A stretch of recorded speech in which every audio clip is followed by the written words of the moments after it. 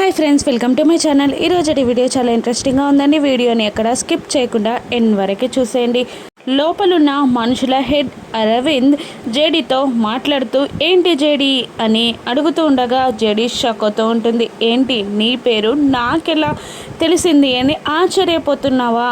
అంత ఆశ్చర్యం అవసరం లేదు. నేను సీన్ క్రియేట్ చేయడం స్టార్ట్ చేస్తే నువ్వు సీన్లోకి ఎంటర్ అవుతావని మా సార్ నాకు ముందే చెప్పారు.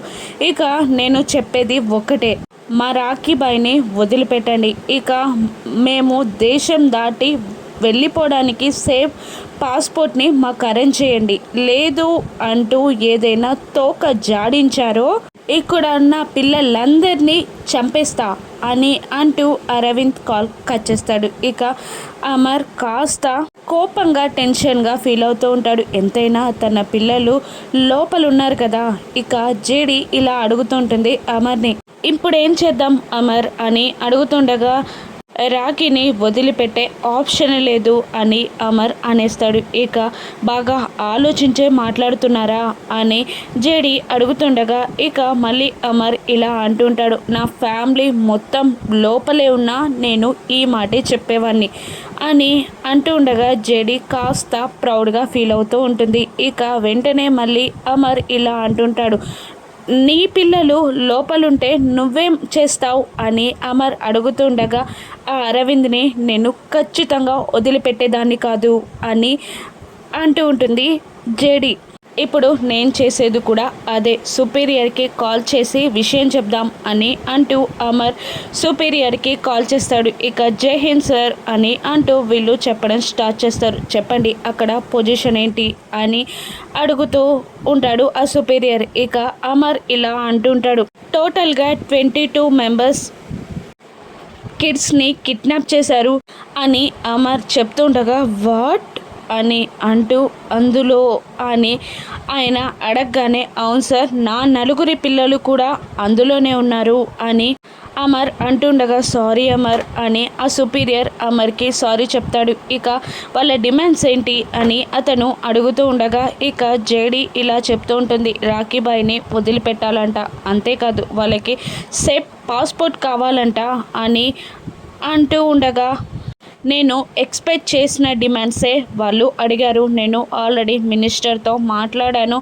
రాఖీ బాయ్ని వదిలిపెట్టడానికి అన్నీ సిద్ధం చేసేసాను, అన్ని ఏర్పాట్లు చేసుకొని 8 కల్లా రాఖీని వదిలిపెడతామని అనౌన్స్ చేయండి అని సుపీరియర్ అంటూ ఉండగా జేడీ అమర్ ఇద్దరు షాక్ అవుతుంటారు. ఏంటి సార్ అని అంటూ ఉండగా జేడీ ఇలా అంటూ ఉంటుంది, 11 బాంబ్ బ్లాస్ట్ 2000 మెంబర్స్ చనిపోయేలా చేశాడు వాడు. ఇప్పుడు వాడిని కనుక వదిలిపెడితే 6 మంత్స్లో మళ్ళా ఇండియాలో బాంబ్ బ్లాస్ట్కి వాళ్ళు ప్లాన్ చేస్తారు సార్ అని అంటుండగా ఇక అమర్ రాఖీని వదిలిపెట్టే ప్రసక్తే లేదు సార్ అని అమర్ అంటుంటాడు. ఇక సుపీరియర్ ఇలా అంటుంటాడు, మీరు చాలా ఎమోషనల్గా ఆలోచిస్తున్నాడు, కాస్త లాజికల్గా ఆలోచించాలి. వాళ్ళ దగ్గర మీ పిల్లలతో పాటు 18 మంది పిల్లలు కూడా ఉన్నారు అని సుపీరియర్ అంటూ ఉండగా ఇక అమర్ జేడీ కలిసి ముక్త కంఠంతో ఇలా చెప్తూ ఉంటారు, నా పిల్లలతో పాటు 18 మంది పిల్లల మీద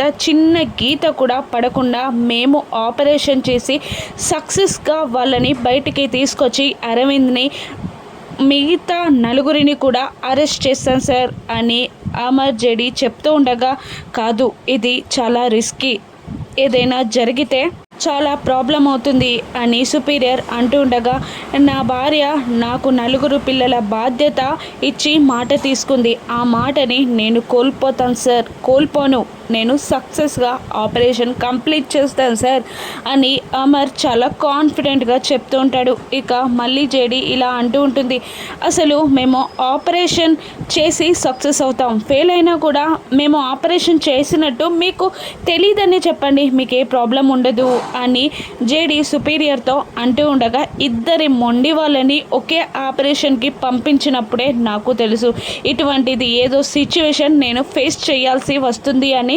ఓకే క్యారీ ఆన్, కానీ మీకు ఇంకొక ఆప్షన్ లేదు, ఆపరేషన్లో సక్సెస్ అవ్వడం తప్ప.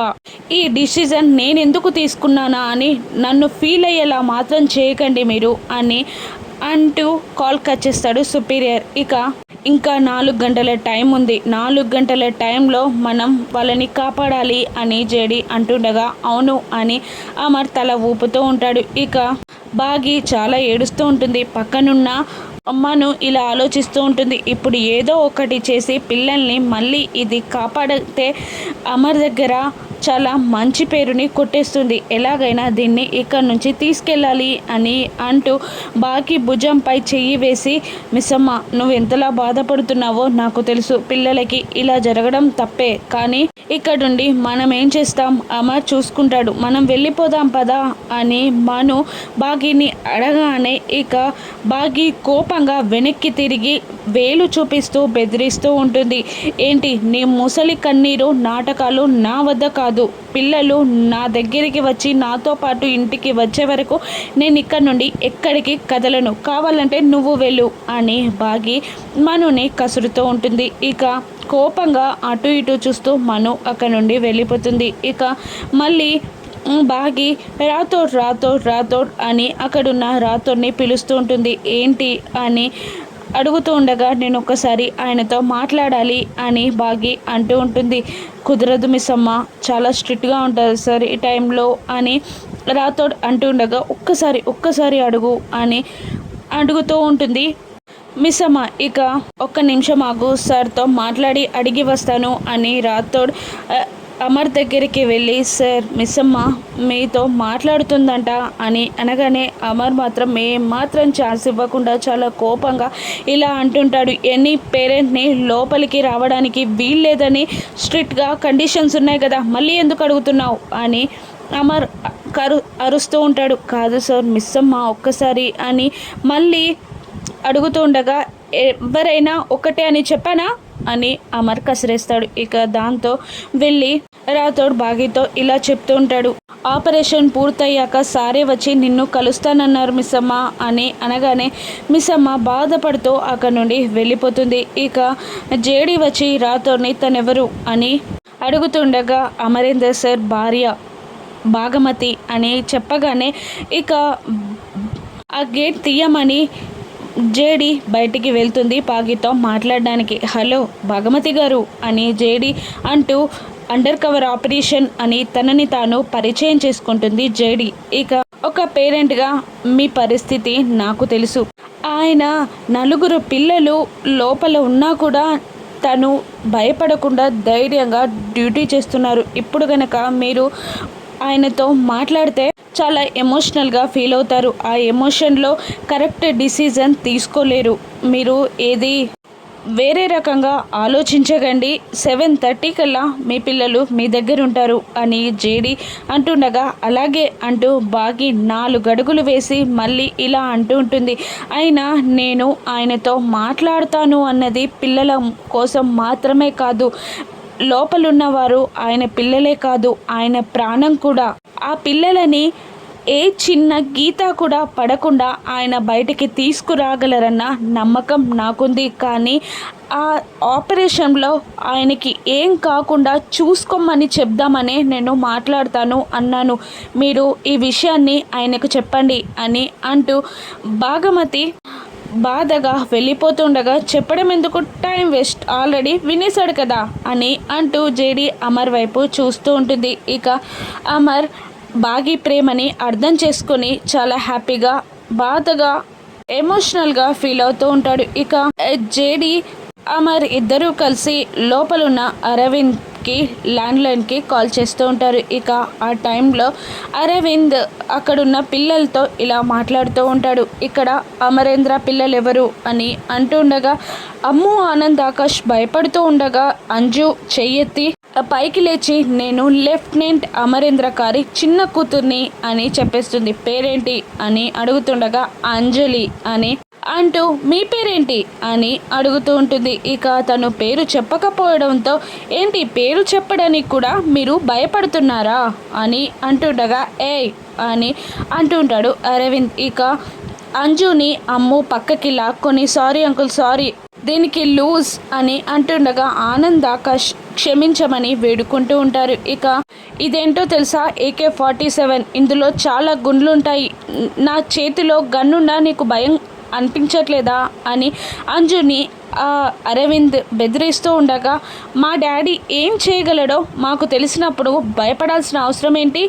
ఇక్కడున్న ఏ పిల్లల మీద కూడా చిన్న గీత కూడా పడకుండా మా డాడీ మమ్మల్ని బయటికి తీసుకెళ్తాడు. అది మాకు తెలిసినప్పుడు మాకు భయపడాల్సిన అవసరం లేదు అని అంజు కాన్ఫిడెంట్గా చెప్తూ ఉండగా అని మళ్ళీ అరవింద్ అంటూ ఉండగానే ఫోన్ రింగ్ అవుతుంది. ఇక వెళ్ళి ఫోన్ లిఫ్ట్ చేస్తాడు అరవింద్. ఇక జేడి అమర్ ఇద్దరు ఇలా మాట్లాడుతూ ఉంటారు. రాఖీని విడుదల చేయడానికి హైకమాండ్స్ ఒప్పుకున్నాయి. అన్ని ఏర్పాట్లు చేసి రాఖీబాయిని ఇక్కడికి తీసుకురావడానికి 8 అవుతుంది అని చెప్పారు అని అమర్ అనగానే, ఏంటి అమర్ సార్ జేడి అంటే ఇంకా 3 అవర్స్ ఉంది, మీరిద్దరూ కలిసి ఏదైనా ఆపరేషన్ చేసి మమ్మల్ని ఖతం చేయాలని చూస్తున్నారా అని వాళ్ళ ప్లాన్ని పసిగట్టినట్టు అరవింద్ మాట్లాడేసరికి అమర్ స్టన్ అవుతాడు. అప్పుడు జేడి చిన్న పిల్లల్ని అడ్డం పెట్టుకొని అటువంటి పనులు చేసే వ్యవస్థ మీకుది కానీ మాది కాదు. నీకన్నా ఆ రాఖీ కన్నా ఆ బాంబ్ బ్లాస్ట్ కన్నా అక్కడున్న పిల్లలు మాకు ముఖ్యం. మేము ఏ స్టెప్ కూడా తీసుకోం అని అంటూ ఉంటుంది జేడి. ఓకే 8 వరకు వెయిట్ చేస్తాం. ఆ తర్వాత 10 మినిట్స్కి ఒక్కొక్క బాడీ బయటికి వస్తూ ఉంటుంది. ముందుగా అంజలి అంట, అమరేంద్ర సార్ చిన్న కూతురు అంట. ఫస్ట్ ఆ అమ్మాయినే చంపేస్తాం, తనకి భయం అంటే కూడా ఏంటో తెలియదు, అందుకే ముందుగా ఆ అమ్మాయినే చంపేస్తాం అని అరవింద్ అంటూ కోపంగా ఫోన్ పెట్టేస్తాడు. ఇక అమర్ కాస్త ఫీల్ అవుతూ ఉంటాడు. మరోవైపు బంటి స్నాక్స్ కోసం వెళ్తూ ఆ టెర్రరిస్టుల దగ్గరికి వెళ్ళి దొరికిపోతాడు. ఇక 6 ఏడుస్తూ అక్కడ కూర్చుని ఉండగా బాగి అక్కడికి వచ్చి ఆరును ఓదారుస్తూ ఉంటుంది. ఏంటక్క మీ పిల్లలు కూడా లోపలే ఉన్నారా అని అడుగుతుండగా అవును అన్నట్టు తల ఊపుతూ ఉంటుంది. ఏం కాదక్క, ఆయన ఉన్నారు కదా, పిల్లలకి ఏం కాకుండా బయటికి తీసుకొస్తారు అని బాగి ఓదారుస్తూ ఉండగా ఇక అప్పటి నుండి అదే సర్ది చెప్పుకుంటున్నాను మిస్ అమ్మ మనసుకి, కానీ నా వల్ల కావట్లేదు అని అంటూ ఉంటుంది 6. ఇక జేడి అమర్ ఇద్దరు ఇలా అనుకుంటూ ఉంటారు. చీకటి పడగానే ఆ 4 పని పట్టి అరెస్ట్ చేసి పిల్లల్ని కాపాడాలి, అప్పటి వరకు కాస్త సిచ్యువేషన్ని హ్యాండిల్ చేయాలి అని జేడి అంటుంటుంది. అలాగే అని అమర్ అంటుంటారు. జేడి అమర్ కలిసి చేసే ఆపరేషన్ సక్సెస్ అవుతుందా? అంజు ఏదైనా ప్రమాదంలో పడనుందా? రాను ఎపిసోడ్స్లో చూద్దాం. Thank you for watching.